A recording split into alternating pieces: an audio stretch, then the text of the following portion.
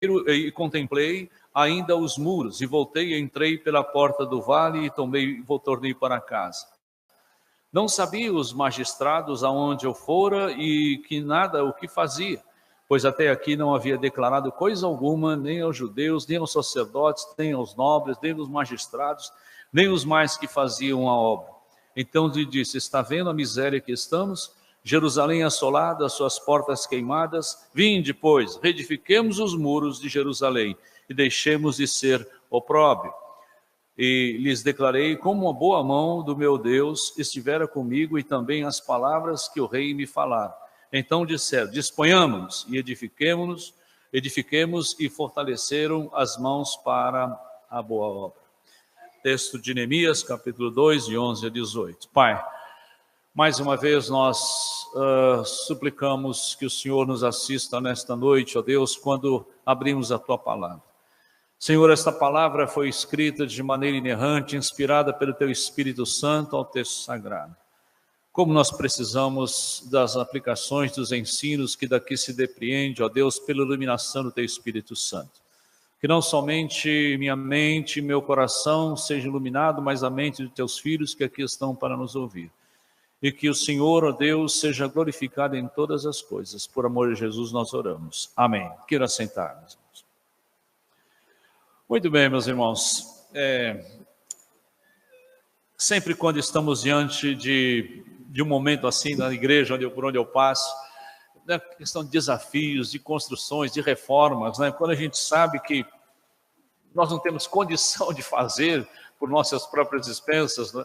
Então é muito bom olharmos, fortalecermos o nosso coração, lembrando de textos bíblicos, de situações onde Deus, de maneira muito especial, trouxe a provisão no momento certo para o seu povo, para que aquelas coisas que aparentemente impossíveis fossem realizadas. E quando eu contemplo essas narrativas, é muito difícil não escolher o livro de Neemias, não é? A reconstrução do muro. Eu sei que esse texto de Neemias é tão precioso e você encontra motivação para a liderança, ensino para muitas áreas das nossas vidas, particulares mesmo, mas eu gostaria de mostrar alguma coisa, especialmente quando nós precisamos nos unir, fortalecer as nossas mãos para a boa obra que Deus tem nos indicado. Vocês sabem que no próximo domingo nós vamos começar a nossa campanha, temos nos preparado, não é, para a campanha de climatização da nossa igreja.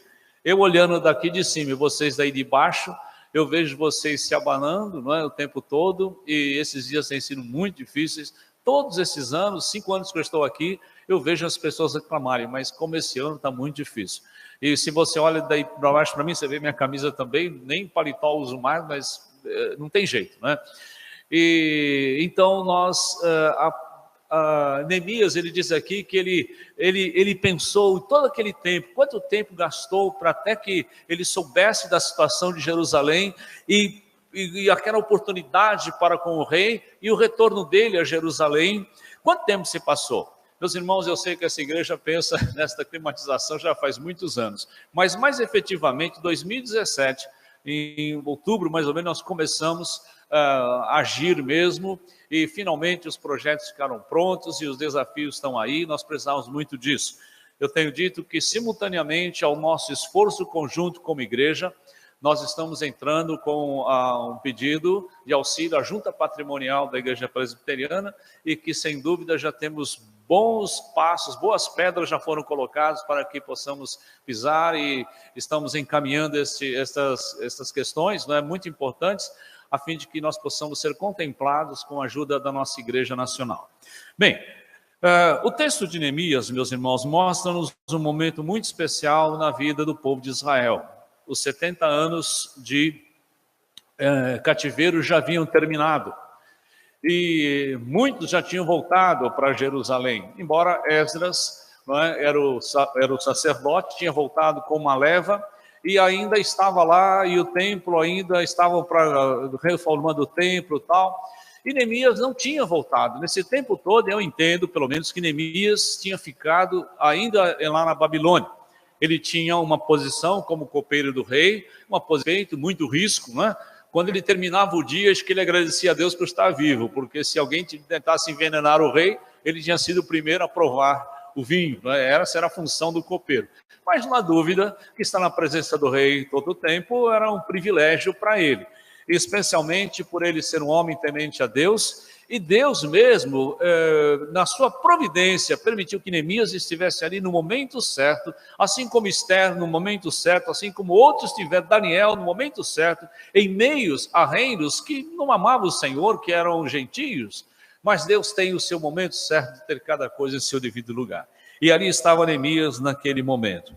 Meus irmãos, o choque que ele teve quando alguns dos seus irmãos do passado, a gente não sabe se era irmão legítimo ou pelos judeus, mas que contaram a história dos muros de Jerusalém, ele ficou tão aturdido, diz que ele ficou assim em jejum, né, no texto, no capítulo, por uma semana ele ficou ali lamentando, chorando, lembrando de que Jerusalém tinha sido destruída, e aquilo não era simplesmente um muro, era um símbolo da proteção de Deus, e ele percebia que tudo aquilo que Israel tinha passado, Judá tinha passado, foi por causa da desobediência, por causa de pecado, e que Deus havia trazido essa punição, e que agora as coisas estavam, parece que estava tudo dando certo, mas ainda não havia aquela mobilização, não havia aquela vontade de ver aquela cidade restaurada, e aquilo trouxe ao seu coração um momento muito especial, de muita angústia, de muita dor, e ele começou a orar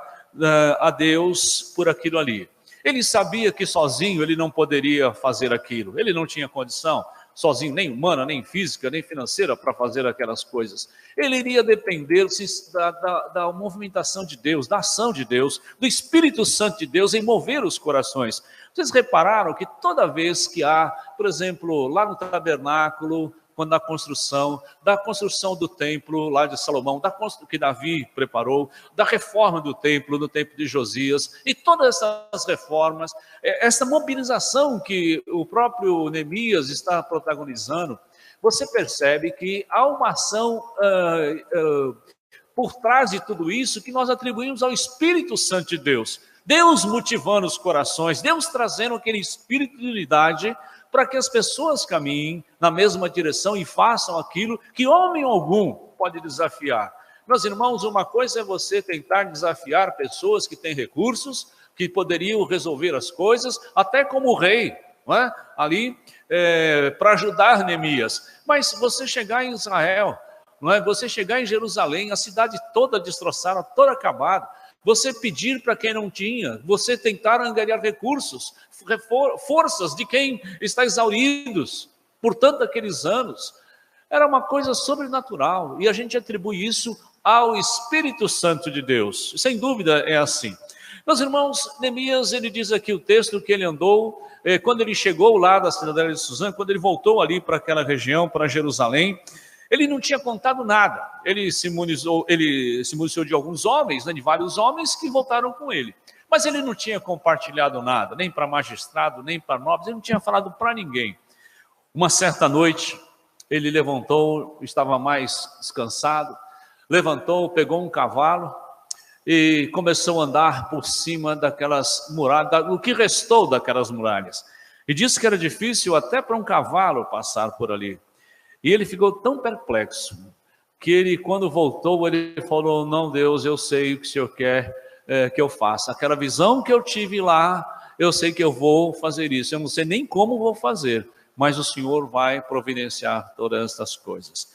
E ele, então, chama alguns homens, os quais ele chama assim, eu e poucos homens comigo.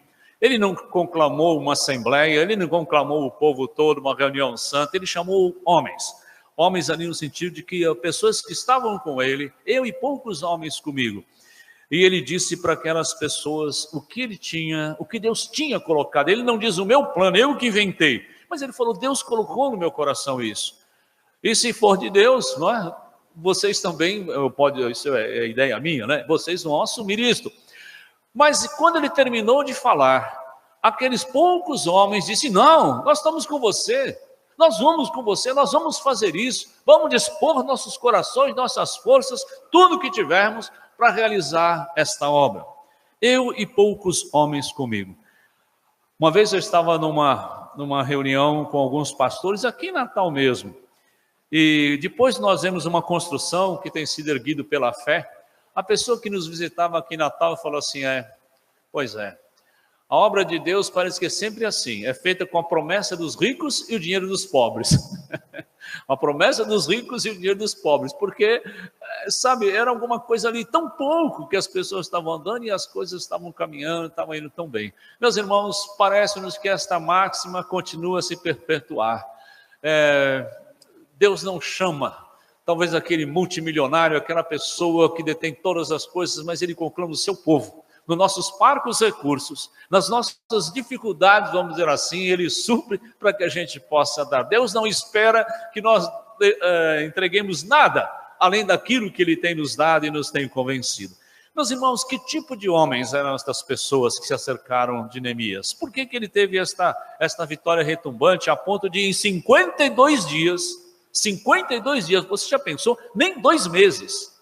O muro que passou quase 90 anos destruído, foi agora reconstruído de maneira muito especial em 52 dias. Os inimigos, quando viram aquilo, atribuíram, não, isso é a mão do Senhor, só o Senhor podia fazer uma coisa dessa. Muito bem, primeira coisa que você percebe é que estes homens, as pessoas às quais eles se acercaram, eram homens de oração. O livro de Neemias é um livro que fala muito de oração.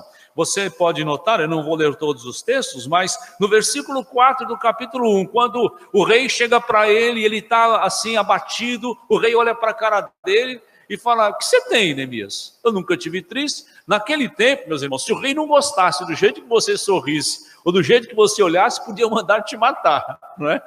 E ele diz que ali, naquele momento, ele orou a Deus, dizendo, Senhor, o que eu faço? Então ele diz para o rei, ele conta o lamento do seu coração, ele conta a sua tristeza. Depois você percebe que no capítulo 1, ainda no versículo 11, ele se reúne com um grupo de pessoas, ainda lá no exílio. Senhor, estejam, pois, atentos aos ouvidos à oração do teu servo e a dos teus servos, que se agradem em temer o seu nome. A gente percebe então que não somente oração particular, mas oração coletiva, ele tinha um grupo de oração. Homens que se uniam a ele e levavam a obra de Deus aqueles pedidos. Deus atende nossas orações. Meus irmãos, não pense que esta obra do Senhor que estamos para realizar será feita simplesmente com boa vontade, não é? Mas precisamos orar, precisamos crer naquilo que Deus pode fazer. E isso é bem interessante. Oração conforme a vontade de Deus. Você aprende isso lendo nos versículos 8 a 9, quando ele, no capítulo 1, Neemias está orando e ele fala assim, Senhor, lembra-te que o Senhor prometeu, lembra que o Senhor fez. Acabamos de ler um texto. Se você permanecer na minha palavra, você pode pedir o quê? Todas as coisas, e eu vos farei. Agora, não entendam isso como liberdade para pecado. É assim, se eu quiser que se eu ficar na palavra de Deus, eu posso pedir o que eu quiser, mesmo aquele Porsche para impressionar todos os meus amigos. Irmãos, Deus não está comprometido com a nossa vaidade. Deus não está comprometido com os nossos excessos. Ele está comprometido com a sua obra, com a sua glória, com a sua vida. Então, ele se compromete, se você permanecer na palavra, ele pode fazer isso. Que coisa maravilhosa, que promessa do Senhor, que comprometimento ele tem com você. E você nota então que esses homens, eles tinham aprendido a fazer oração específica, né? Era outra coisa que Neemias também, ele sabia fazer. Quando daquele momento que o rei pede, Neemias, então o que você me pede, né? O que você quer? Diz que ele orou ao Senhor. Ele não disse, olha, eu vou lá orar, vou fazer aqui uma lista e volto aqui. Não, diz que no momento ele orou. Ele orou pedindo a Deus que o dirigisse. E ele sabia exatamente o que pedir. Ele não olhou para o rei e falou assim, senhor rei, eu queria que o senhor me abençoasse. Eu queria que o senhor abençoasse o nosso povo Israel. Não, ele foi específico. A única coisa que ele poderia receber era um não. Ele disse, eu quero que o senhor me ajude a reconstruir os muros de Israel. Oração específica. Uma das coisas que nós precisamos aprender é isso. Às vezes eu vou em reunião de oração, as pessoas dizem assim para mim, pastor, olha, você quer, porque olhe para Deus pela minha família, olhe para Deus abençoar a minha família. E eu costumo dizer, meu irmão, bênção tem nome. Bênção tem nome, você está sendo muito genérico, generalizado. O que você quer? É a roupa do seu filho para a escola amanhã? É aquela roupa para sua esposa, para aquela formatura? É aquele convênio médico? O que você quer? Bênção tem nome. Essa questão de generalizarmos muito as coisas, a gente fala assim, não, eu não vou pedir nada assim muito sério, então, porque se Deus me dá nada também, eu não pedi nada. 11. Você vai perceber na palavra de Deus as pessoas pedindo de forma simples, não impondo a Deus que deveriam ser, mas dizendo exatamente o que precisavam. E Neemias, ele faz isso, ele aprende a fazer essa oração específica, muito especial. Muito bem, a segunda coisa que você percebe nesses homens, eles não somente eram homens de oração, mas você nota que eles eram homens de visão. A visão que Neemias tinha como líder, ele passou para aquele grupo de pessoas, e aquelas pessoas começaram a ver aquelas necessidades. Lá no capítulo 2, no verso 12, ele diz, eu não tinha declarado a ninguém o que Deus puser em meu coração. E só no final ele falou assim, olha, então eu declarei a minha visão, aquilo que Deus tinha no meu coração. Deus deu aquela visão, aquele desejo para Neemias, e no momento próprio ele compartilha com aquelas pessoas, e aquela visão é comprada, vamos dizer assim, não é? Numa linguagem mais moderna. Aqueles homens compraram aquela necessidade, aquela visão. E o Espírito Santo de Deus os mobilizou, os uniu naquele propósito. E você vai percebendo que aquilo vai evoluindo, não é? Por que a visão de Deus é tão importante? Essa visão, olha, o meu Deus, ele diz assim, eu tive uma boa ideia. Não, foi o meu Deus, a visão foi o meu Deus que colocou. Meus irmãos, porque a visão de Deus, antes de qualquer coisa, ela nos anima, nos fortalece, ela nos coloca acima da impossibilidade.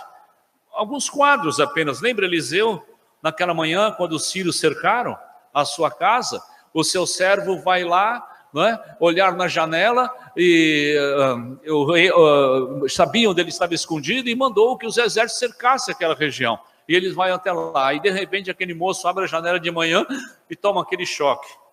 E volta para Eliseu e fala assim, olha, os sírios estão aí, olha, eles vão acabar conosco. Eliseu sai lá e fala assim, Senhor, abre o olho dele, não é? Abre o olho dele. E quando Deus abriu o olho daquele moço, ele diz assim, ele viu que muito mais era o que estavam com ele, os anjos do Senhor, do que propriamente o inimigo. A visão de Deus nos faz primeiro perceber que Deus é o Deus dos impossíveis, que está acima, muito à frente, muito superior às nossas dificuldades. A visão de Deus nos faz perceber que aquelas coisas que podia ter sido ou pode ser para o homem normal. Lembra dos espias? Os 12? 10 voltam, os 12 viram as mesmas coisas. Viram os gigantes, viram as uvas, não é? Viram a terra abençoadora que manava leite e mel. 10 voltaram e de toda aquela visão, eles se fixaram numa coisa, nos gigantes. A terra é boa mesmo, Josué, mas olhe, tem cada homem, tem cada gigante lá. Nós somos como poeira, nós somos formigas, eles vão esmagar. 10 homens viram os gigantes e se esqueceram de Deus. 2 homens, Josué e Caleb, por ter a visão de Deus, viram a Deus e se esqueceram dos gigantes. É assim, não é? É exato. Olha, veja Deus. E as coisas começam a ver os impossíveis. Eu sei que nós temos orado por situações aonde ontem, quando eu orava por aquela moça lá, aquela senhora com esse problema de câncer, o que a gente olha ali é uma pessoa totalmente debilitada, com a metástase e tal, e a gente olha, humanamente pensando, fala assim, meu Deus, não sobrou nada. Quantos dias? Qual vai ser o último dia? Mas a medicina não tem a última palavra, embora eu respeite a medicina, os médicos não têm a última palavra, os homens não têm a última palavra. Os homens não tiveram a última palavra na pequena Bárbara. Não, nós vamos desligar segunda-feira, houve uma reversão. Nós já tivemos casos assim. Deus tem a última palavra, tem a primeira e a última palavra. É importante, nas nossas dificuldades, você olhar para o Senhor e perceber o que Ele faz, observar assim a nossa situação. E Ele me faz, nesses momentos, é muito importante olhar para Deus, porque nós vamos sofrer um impacto nesse momento. Neemias, ele podia estar dizendo assim, puxa, eu estou bem aqui, não é? Eu estou satisfatoriamente vivendo bem aqui, está tudo tão bem comigo, por que eu vou me meter num empreendimento desse? Por que eu vou me desgastar numa situação dessa? Voltar para Jerusalém, aquele povo, eles estavam nessa situação por causa deles. Lá no capítulo 1 ele confessou o pecado dos povos, ele confessou o pecado dos seus pais.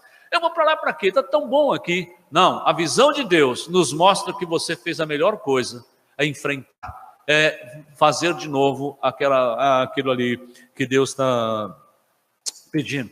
Eu era recém-convertido, eu estava numa igreja e foi apresentado um pastor já de uma certa idade, e eu me lembro que o pastor que estava ali, a igreja presbiteriana, o reverendo que estava ali, chegou no momento, eu acho que eu tinha uns 3, 4 meses de convertido, mas ele vai anunciar o pregador da noite assim: meus irmãos, está aqui entre nós, o que eu vou falar não diminui, não é que eu não considero a profissão de ninguém, não é isso não, a ênfase é outra. Ele chegou: olha, irmãos, está aqui conosco nesta noite o pastor fulano de tal.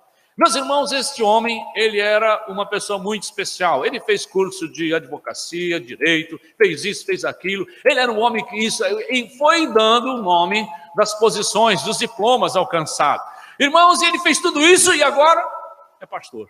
Eu fiquei pensando, não é? Como se, sabe, ele coloca um monte de coisa, de louvor, de coisas que aquele homem conquistou, e diz assim: que besta. Para mim sou assim, agora vai se tornar um pastor, perdeu tudo. Meus irmãos, naquele dia eu tive fiquei chateado com aquilo. Eu falei: Deus, porque eu já sabia que Deus tinha me chamado, eu tinha aquela convicção que eu ia servir a Deus. Deus, eu nunca quero trocar nada daquilo que eu conquistar pelo privilégio de te servir, de fazer a tua vontade. E eu não tenho me enganado, Meus irmãos, a Inglaterra poderia ter Paul Freston pago em euro, se vão continuar com o mercado, se vão continuar ainda na União Europeia, obrigado. Não é? Quanto Paul Freston poderia receber, meus irmãos? Vocês perceberam a capacidade desses homens? Não somente ele, outros pastores, pessoas que poderiam estar ganhando muito, sustentado pelos próprios governos, e vivem de ofertas, vivem de livros que produzem. Meus irmãos, é assim. Quando você tem aquela visão de Deus, especialmente do que você vai fazer, você tem a ousadia de escolher o melhor. Neemias olhou e falou assim: não, o melhor é ir para Jerusalém, o melhor é ir lá, eu vou lá com o meu povo, mas eu vou lá. Meus irmãos, esta é a visão de Neemias. E ele tinha uma visão da obra concluída, né? É interessante como ele conseguiu passar esta visão do muro concluído. Ele acabou de passar por aqueles monturos, diz que nem cavalo passava. E cavalo, meus irmãos, é um bicho interessante, né? Como ele descobre os lugares, como os animais, especialmente, né? Eles têm essa capacidade. Ainda ontem, pensando na capacidade do animal, né? Aí eu vi uma muito engraçada, né? Diz que numa cidade no interior, né, o prefeito convocou, né, uns engenheiros, um pessoal todo lá, para, né, fazer a medição de uma nova estrada que ele queria, um lugar muito sinuoso, muito íngreme, muito difícil. E aí os agrimensores começaram a medir, né? Aí um dia um senhor da região chegou lá para um dele, quando ele estava olhando dentro daquele binômio, nem sei como é que chama aquele instrumento de agrimensor, não sei como chama aquilo lá. Para mim, uma luneta, né? Mas ele estava lá e olhando e falou assim: por que você está olhando dentro disso? Eu falei assim: porque nós vamos fazer uma estrada. E como você vai fazer essa estrada? Olha, isso daí dá para fazer estrada? Dá. Olha, a gente olha daqui, a gente vai, porque o terreno é muito acidentado, muito difícil. Então, o único jeito é você, está vendo aquele homem lá, num ponto lá, tal. Ele falou: eu estou. E vocês fazem estrada assim? Por que vocês não fazem aqui não? Não, eu não faço aqui não. Aí, como é que vocês fazem aqui? Falaram: é o seguinte, a gente tem um burro lá, um burro velho, a gente solta o burro, não é? Você pode ter certeza que o caminho que ele vai escolher é o melhor que existe. E quando não tem o burro, a gente encontra um engenheiro, a gente contrata um engenheiro. Não estou menosprezando nem advogado, nem engenheiro, mas na realidade a prática, a vida, né, ensina muita coisa. E Neemias, ele era um homem de visão. Irmão, você pode imaginar, Elias, ele diz que ele passou por todas aquelas portas, que eu não vou mencionar o nome, mas na sua mente, ele já passeava por aquelas colunas, por aquele muro preparado, por aquele muro terminado, ele passava por aquelas portas colocadas, ele passava por aquele local todo e via tudo concluído, uma visão da obra concluída. Não foi assim que Jesus veio a este mundo? Ele veio dizendo assim, olha, eu vim porque meu pai, eu vou dar minha vida. Ele já havia a obra concluída, ele já tinha visto, ele tinha essa visão daquilo pelo qual ele nasceu.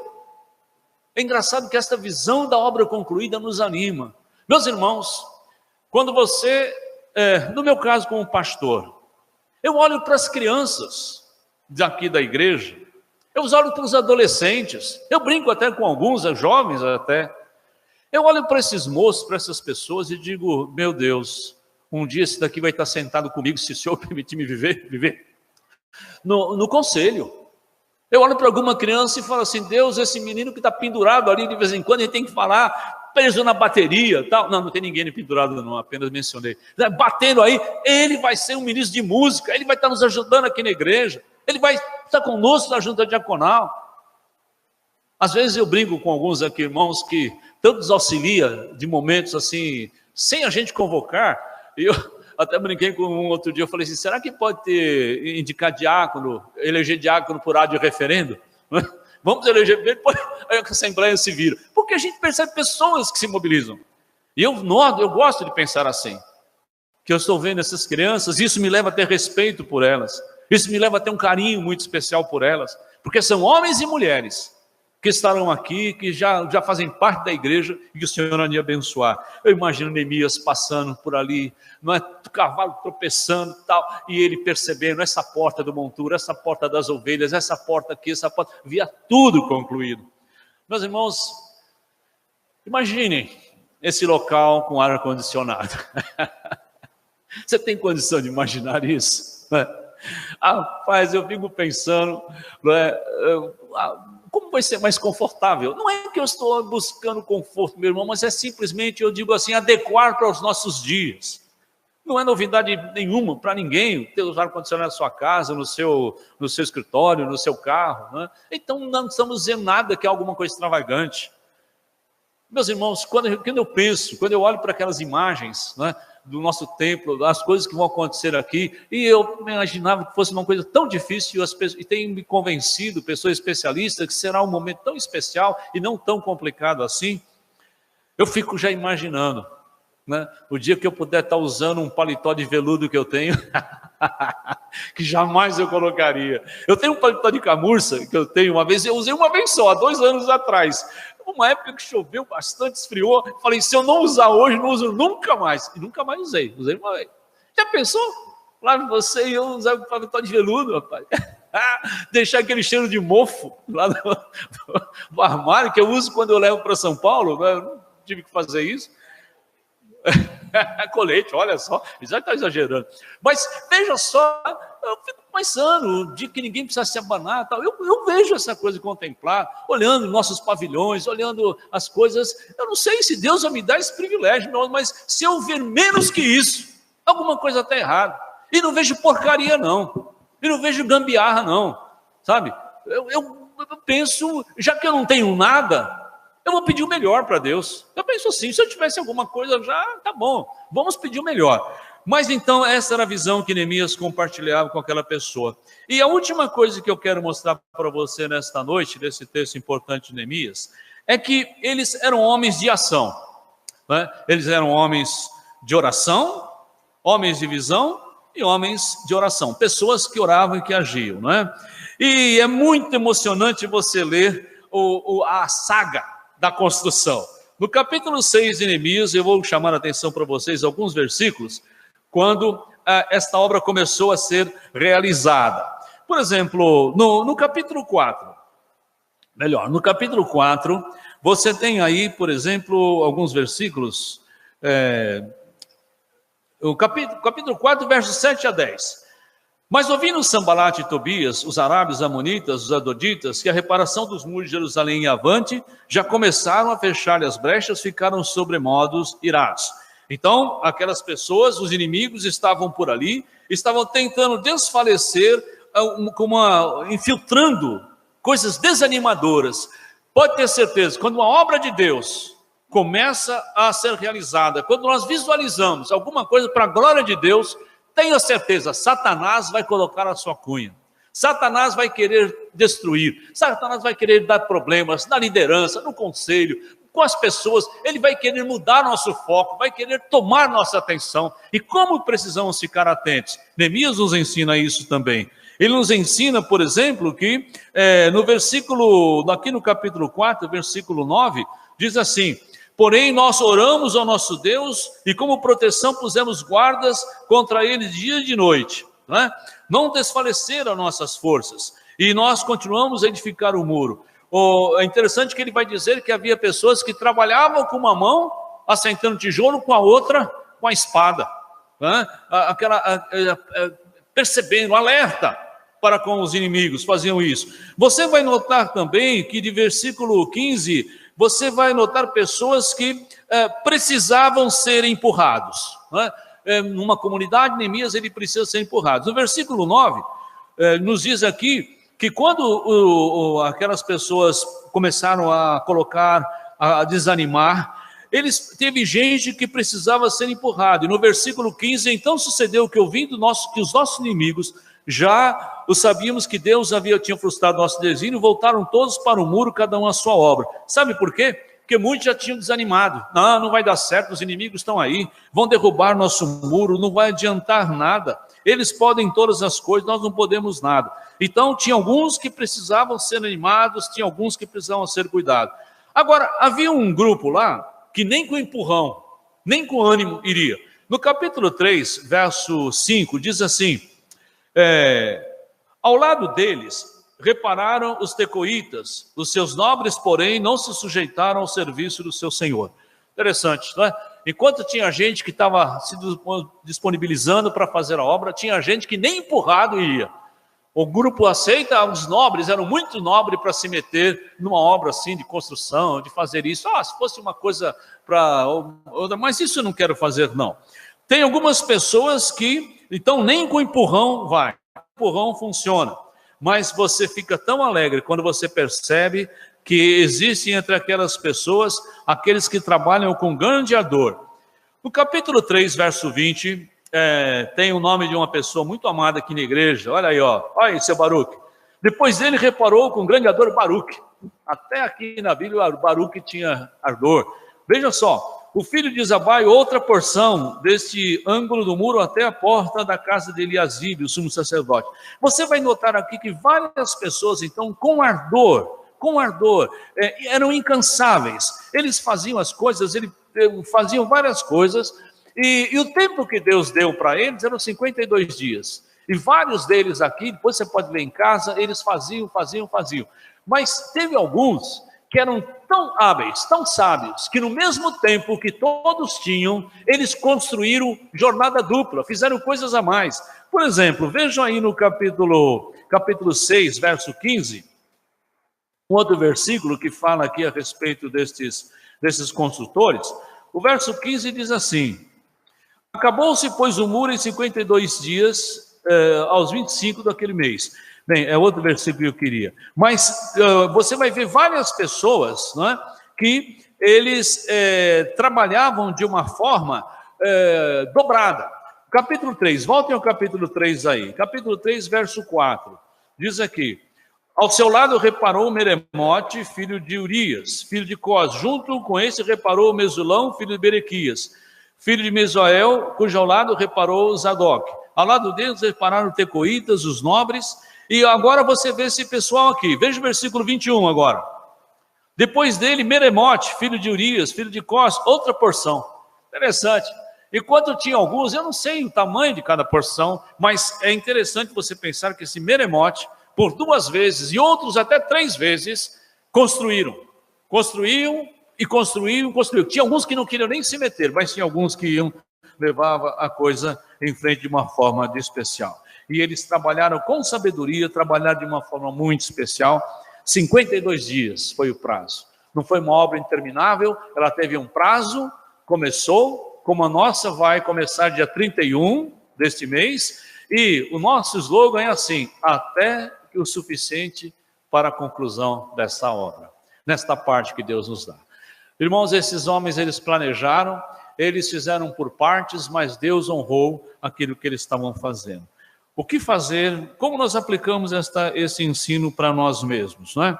Somos poucos? Somos poucos. Não temos recurso necessário? Não temos recurso necessário. Então nós já temos duas coisas boas. Somos poucos e não temos recurso necessário, porque nos faz olhar para o Senhor. Nos faz olhar para o Senhor para nos envolvermos em oração. Nos faz olhar para o Senhor para termos aquela visão necessária, até de ver as coisas concluídas aqui. E nos faz ter aquela atitude de ação proativa, fazer as coisas. Não esperar que aconteça. Nós mesmos estamos engajados, nós mesmos estarmos envolvidos nesta obra até que o Senhor, então, diga, chega, não precisa mais porque está tudo resolvido. Mas, irmãos, nós precisamos, então, nos empenhar. E eu espero que Deus anime o seu coração, anime o meu coração. Que nós possamos, como os homens de Neemias, dizer assim, nós estamos com você, Neemias. Nós estamos com você, nós vamos juntos. Deus colocou isso em nossos corações e nós vamos fazer isso.